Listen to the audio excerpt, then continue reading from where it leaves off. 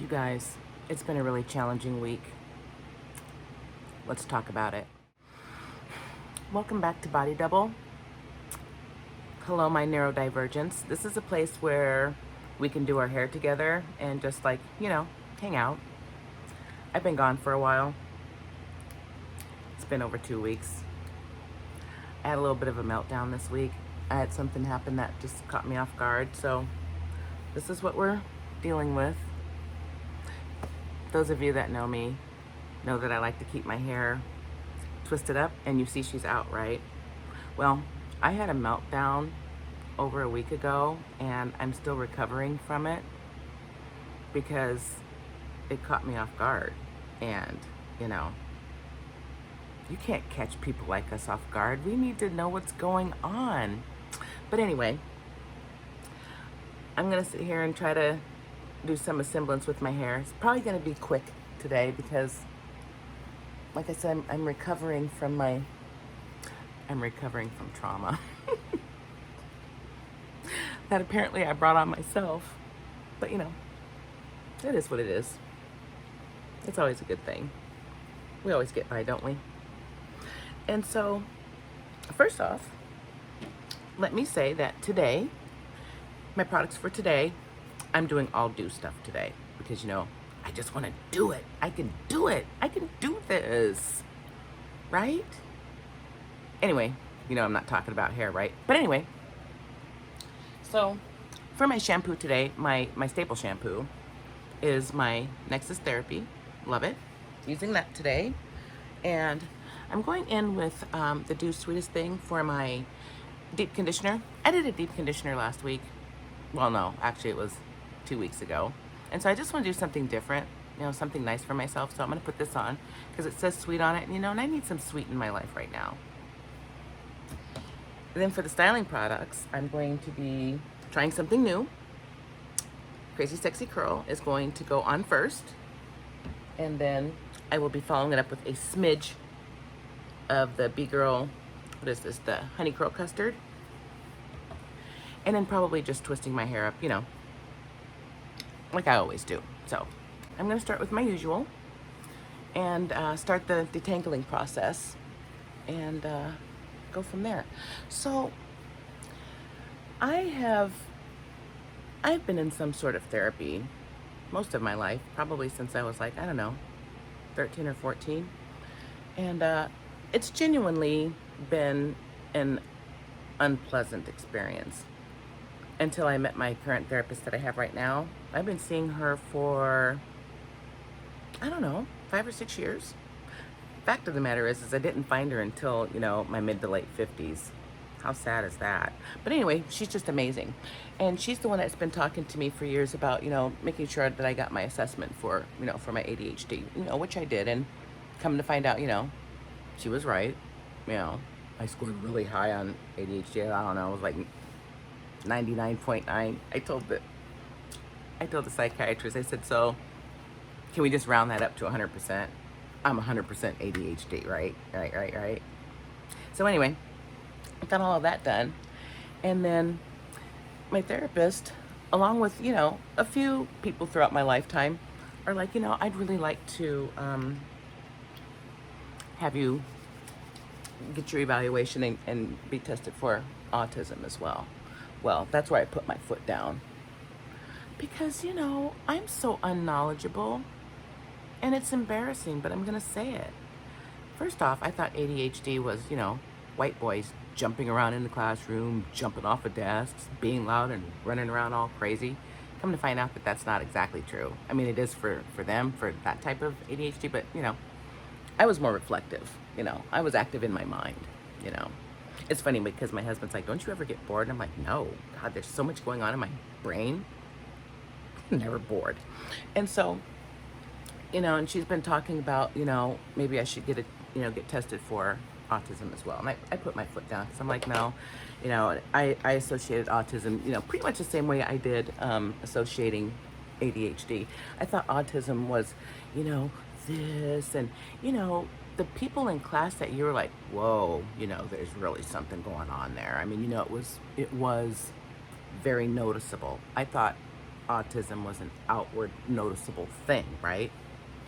Well, I guess that's not true either, you know. It's always good to get education, isn't it? Get educated. And so I hold on here. I can't talk and chew gum at the same time, so hang on here. Getting all this shed hair out. And so I've been toying, you know, with the idea, you know, maybe that's something that I'll think about doing someday. And, you know, and actually, you know, I'm thinking to myself, why do I need to know this as a, you know, as a grown ass adult? You know, I have a lot going on in my life right now besides, you know, trying to drum up more problems. And, you know, my therapist is like, well, you know, it's not a problem. She goes, it's who you are, and it's part of who you are. And having, you know, awareness and understanding will, you know, it'll give you good quality of life. You know, you're in your 60s now and you want good quality of life, right? And I'm like, yeah, I do. And so, you know, in the meantime, I'm still putting it off. Well, last weekend, went to the grocery store, and my husband went in, and, you know, everything was normal. I'm sitting in the car waiting because, you know, I get anxiety going into the grocery store. And so, you know, just doing, you know, our usual thing. And he comes out, we go home, everything is cool. I'm taking the groceries out.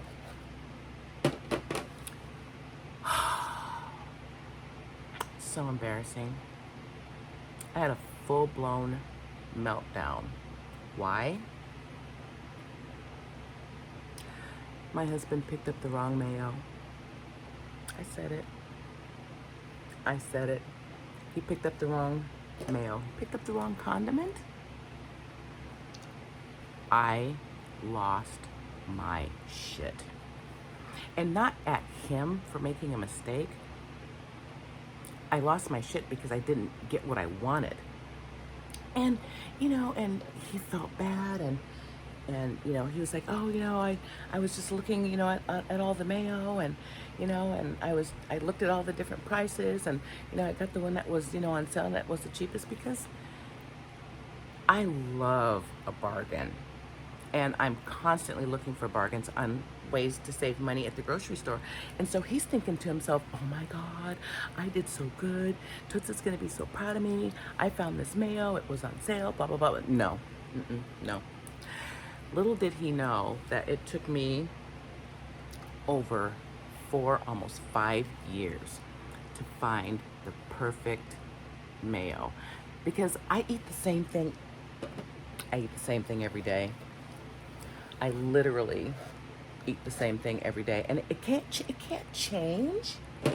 You know, every day for lunch, I either have a pepperoni sandwich on toast with my shredded cheese and with my blue plate avocado mayo every stinking day for like 5 or 6 years. And then if I don't have the sandwich, I'm having a protein shake and like 2 hard-boiled eggs.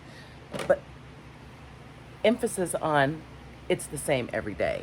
And it has to be the same, has to look the same, has to smell the same, has to taste the same. The texture has to be the same. And you guys, I tried, but I lost it. I'm like, what are you doing? And you know I don't eat that type of mayonnaise, and I've been eating the same one for 4 years, and you know, why did you pick this one up? And you know what kind I use? And I thought, oh guys, it was so bad. And the bad thing is I knew what I was doing while I was doing it, and I couldn't stop myself. I was having a full-blown conniption fit, a temper tantrum. I'm 64 years old, and I was having a temper tantrum over food. And I was like, it's not the same, and I don't understand, and how am I gonna eat this? And then he did the kiss of death and said, it's just mayonnaise. My eyes narrowed down into, I couldn't see out of my eyes. And I was like, what do you mean it's just a condiment and blah, blah, blah. and you don't care, and you know that's not what I eat, and you. And the bad thing is I wasn't yelling at him. He was doing what he always does, doing the best for me and trying to surprise me by saving money, because it works every time, but it didn't this time. You guys, I did not know and understand that I had an aversion to food. I didn't understand that people don't eat the same thing every day for 5-6 years. Because I'm thinking to myself, well, why wouldn't you? And they're like, oh my God, there's so much other food out there. But you know, this is my thing. I need to know that the texture is going to be right, the smell, everything. The new mayo that he bought, oh, it's nauseating. The texture's off. It spreads funny. It smells, oh, the smell is nauseating. And I'm trying to get over the aversion, because I'm like, okay, I have this mayo. I'm not gonna have a meltdown. I'm a grown-ass woman. Let's just try it, and let's just eat it. So the first day I tried it, and I gagged putting it on my sandwich, so I didn't eat my sandwich. I had to throw my sandwich away. And so the second time, I just put butter, you know, on my sandwich, and, you know, no mayonnaise at all. And so I did that. And then the third day, I thought, well, you know, let me try it again, and just let me get over this aversion. You know, let's just try something new. And you guys, I don't mind trying anything new, but it has to be on my terms, and it has to be, you know, what I picked, you know, because I do a lot of research and, you know, all those sorts of things. And I can do change, but it has to be planned, and I have to know it's coming. I mean, you just can't just throw it out there on me like that.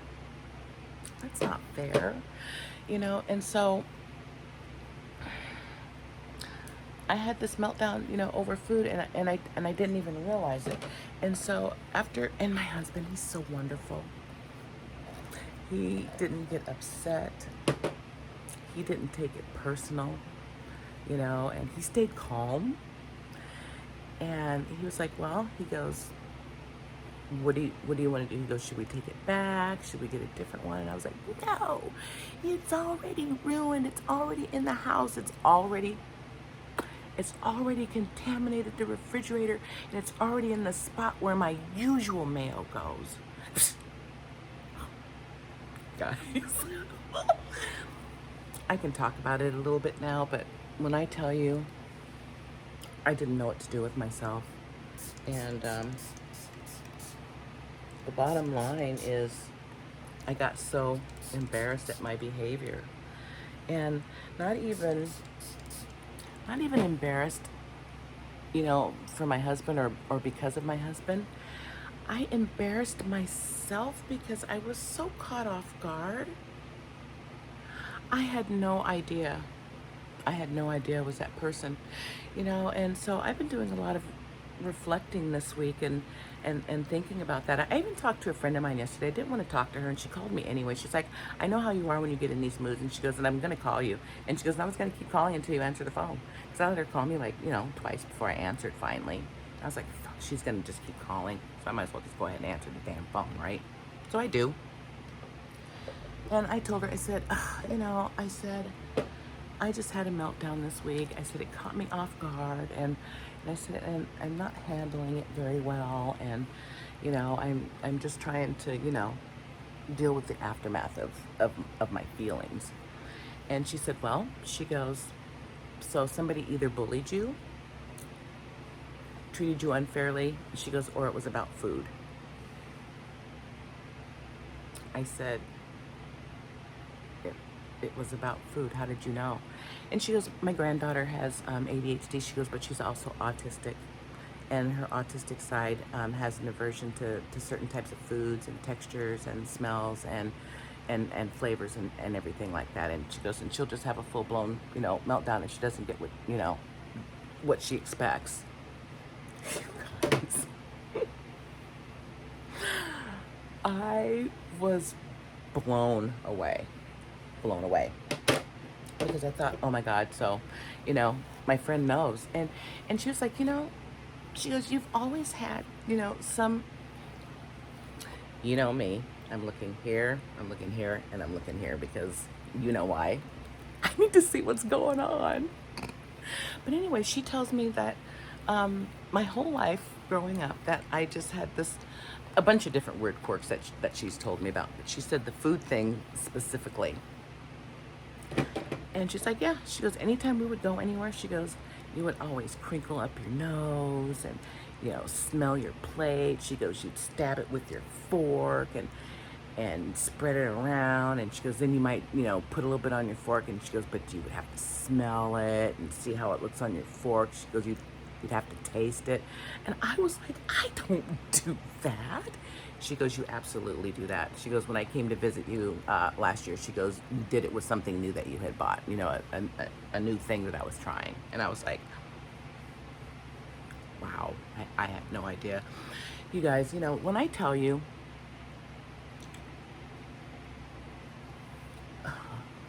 awareness and unmasking, that's another reason I like to come on here and do my hair. And that's another reason why my videos are so long, because I know I'm rambling, but you know, I'm trying to mask. I'm trying to unmask my mask.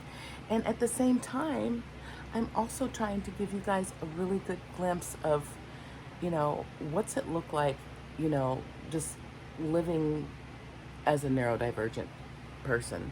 And in my case, a neurodivergent elder. And, you know, what that means and what it looks like. And, you know, one of the other reasons that I'm on here putting myself out here like this, and, you know, talking about my mental health and mental disabilities, is because I think it's just had such a bad connotation our whole lives. I mean, I've been teased my whole life, you know, since, you know, elementary school about, oh, she's dumb, and, you know, she's not the brightest crayon in the box, and you know, she needs to be on the short bus, and, you know, I ask too many questions, and, you know, and, or I'm holding up the class because, you know, she's daydreaming again and she's not paying attention and she's making our class longer, you know, all of that kind of stuff. And for me lately, just having the awareness, first off, about my neurodivergence has just made everything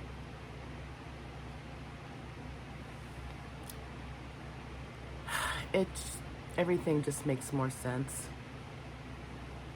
And honestly, right now, I don't know if that's a good thing or a bad thing. It's just a thing. But the whole thing about the food and the textures and certain sounds, absolutely just, I can't do certain sounds. It just drives me crazy.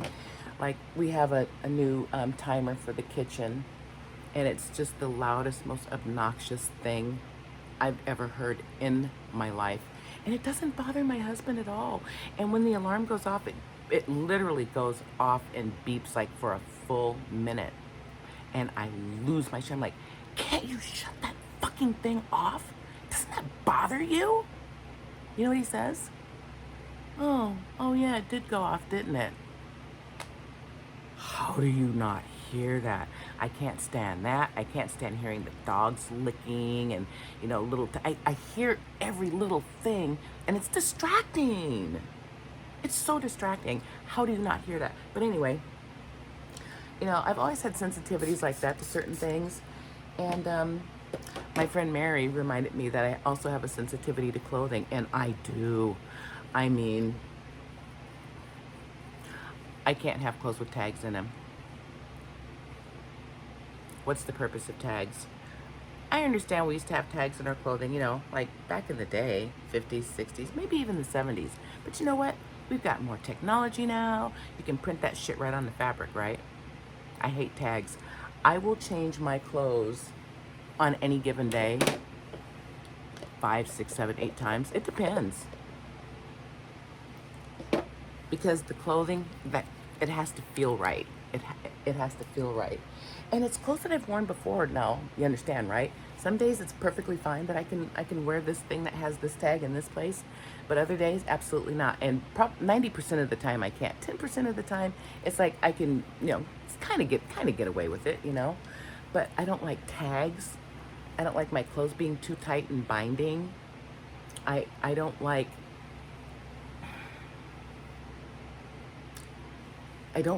certain feel of things. It's got to feel right. The fabric's got to be like soft, but I also like rough fabric too, but it's got to be the right kind of rough. You know what I mean? It can't be scratchy rough. It's got to be textury rough, but soft, but textured, but structured. I don't know. I know when it's right. When it's right, it's right. You know what I'm saying? And so, but I thought to myself, I'm like, well, that's not an autistic thing. I mean, people like to know that their clothes are gonna feel good, right? My therapist was like, yeah, but not to that extreme. I'm also the person my whole life, I had to break myself of it. Finally, I think in my late 40s, early 50s, if I was standing in an elevator and somebody had on like a really cool looking jacket or like a faux fur coat or a fur coat or something, softer textury, I'd literally walk up as close to them as I could, and I'd be like trying to feel their clothes, because I can't not touch it. I have to touch it. I have to feel the fabric. And then if it doesn't feel very good, I'm like, ugh, and I'll do that, and they'll look at me like, what's going on? It's so I think back on all this stuff, all this, little weird things that I used to do, and I'm like, bless my heart. It's kind of how that's kind of where I'm at right now. I'm at a bless my heart moment. And you guys, I must say, I've been wearing my hair out for over a week now, and it's just frizzy and fuzzy and tangled, and it's actually doing really good. I hope I'm paying attention, and I hope I'm not ripping through my hair. I guess I'll find out when I when I watch back and I go to edit this. I'll be like, dang girl, you were all tough with your hair. You need to calm down. And so I've had this thing about texture, but you guys, I thought everybody did. I thought it was normal. I mean, why am I like this? And part of me is like, why can't I be normal? And then the other part of me is like, well, maybe this is normal. Maybe the other way that people do things is not normal. I don't know. But all I know is I started doing my research, and I started, just pulling up, neurodivergent people, on YouTube, and watching their content.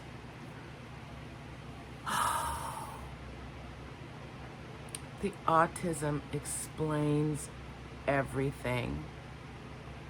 Because I keep telling my therapist, I said, I feel like I'm in conflict with myself all the time. I said, I have no executive functioning skills. I can think up things or see, or I get a project or something like that, and I can't figure out how to go from point A to point B to point Z. How do you do that? How do you do that? I can't do it. And so I have no executive functioning.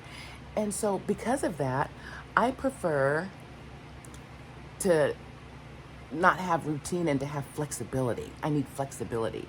It's like, oh, you need this project done. Is it flexible? Can I get it done anytime? I can do flexible. But then at the same time, I need routine, and I mean staunch routine. Like my morning routine here, every morning I get up, I let the dogs out. While the dogs are out, I take my vitamins. When I let the dogs in, I feed the dogs. While they're eating, I make my husband's powdered medication, and then I make his coffee, and then I make my coffee pot. Same way every single day. Same way every single day. Let something happen. Let my husband get up too early. Let it be raining outside and the dogs come in and I have to clean their feet. Let it be anything to interrupt my routine. and I'll forget something. I'll forget to put water in the coffee pot, or I'll forget to put coffee in there. I'll forget to feed the dogs. I'll take part of my medication, but I didn't drink it all. And it ruins my whole day because my routine was interrupted. Keep in mind, it's the same routine I do every freaking day for years. How am I screwing it up? And how am I letting it screw up my whole day? I need somebody to explain it. And so I'm like, oh, real quick. So this is all gone, all empty. Love it. And bloop, brand new. Brand spanking new. So we're good. And so anyway, I'm like, do you know what I forgot what I was saying, right? Because it's what I do. But, you know, and so I'm sitting here and I'm like, okay, so I'm just starting this whole process, and I'm going to keep you guys updated. We're going to talk about all different kinds of things, you know, while I'm figuring myself out, and while I'm unmasking, and, you know, trying to figure out who the real me is. Because right now, I don't feel like a person. I don't feel like a person with a personality. You know what I feel like? I feel like I am my symptoms, and I'm not a real person. Because all of my quirks and all of my idiosyncrasies, you know, and all of that kind of stuff that I thought was my personality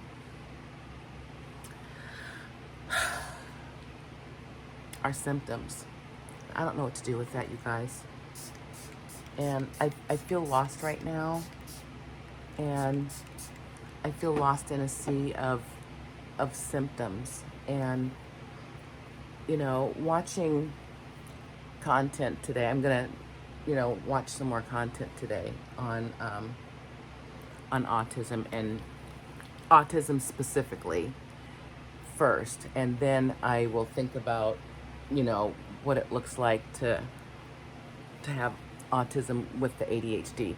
I know about the ADHD. I was diagnosed with the ADHD in March of last year. So it's been just a little over a year since I got my ADHD diagnosis, and I'm still working through that, and now we have another one on top of it. And, you know, and it's so funny because back when I had my ADHD evaluation done, my therapist wanted me to get tested for, you know, autism also. And like I told you earlier, it's like, I'm not getting tested for that because I thought it was something that you could physically see as a mental disability. And you know what I mean by that. I'm not going to get into all the specifics. We know what I'm talking about, you know, but you could tell, you know. And one of the things that I noticed about myself when I was having my meltdown, I was doing a TikTok video about it, just a little short video because I had to get it off my brain, right? And I started stuttering, and I was like, and I was looking up, and as I was looking up in my mind, this is what I was doing.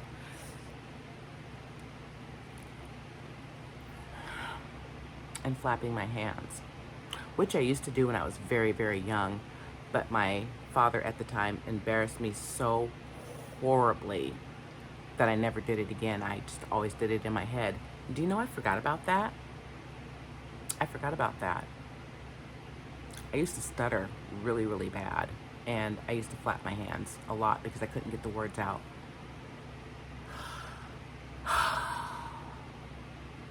You guys, I'm doing the best I can, and this video is all over the place, and it's not going to be like my usual hour-long video. It's going to be super short because I really got to get this hair done, and I gotta keep myself busy, and I gotta keep myself moving. But you know, I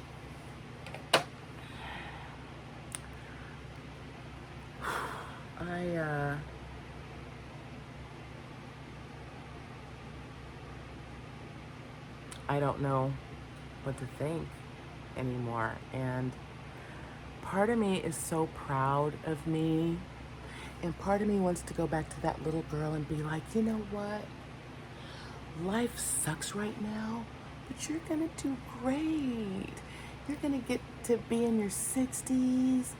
You're going to have a great kid. My son also is ADHD. And I don't know about the autism part because I'm still learning about that myself. But there's some traits in there that I see that, you know, are unique and assorted, so to speak. And I just want to try to, you know, give myself a little bit of grace and try to figure this out. And, you know, going back and following a thread in your tapestry and taking that thread and following it back through like a timeline is very cathartic, very eye-opening, and very, I can't think of the word I want to use, illuminating, for lack of a better word. It's very illuminating. I'm finding out things about myself that I always wondered, why do I do that? Why do I feel this way? Why do I say this thing? And, you know, why do I not have any emotions? I'm almost, and it's not that I'm emotionless, because I can give you some anger. But it's like my emotions are like misdirected or misplaced. I mean, my mother, when my mother died, the only person that I think loved me the best she could, I didn't cry at her funeral. I was a kid, you know, I was 19. I had to plan my mother's funeral because my dad was like, I don't care. Figure that shit out yourself, you know? They were divorced at the time, but still, you know, I was a kid and my mom died and my dad was like, I don't know, fuck you, you know? Not my problem. And, you know, I didn't cry. I don't cry. Matter of fact,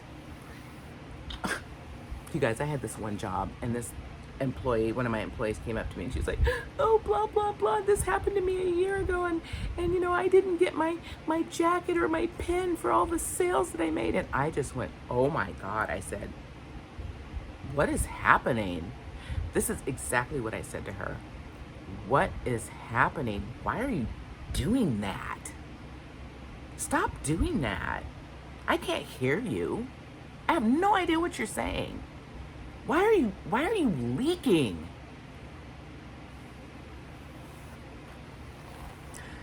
She shut the waterworks right off and went back to her post and got back to work. I got called in and talked to for being insensitive. And I'm like, I'm being insensitive? This woman just came up and accosted me while I was working and started blubbering about, I don't even know what, because she was crying out of nowhere. It just started and then just stopped. I'm the one. You're talking to me about that?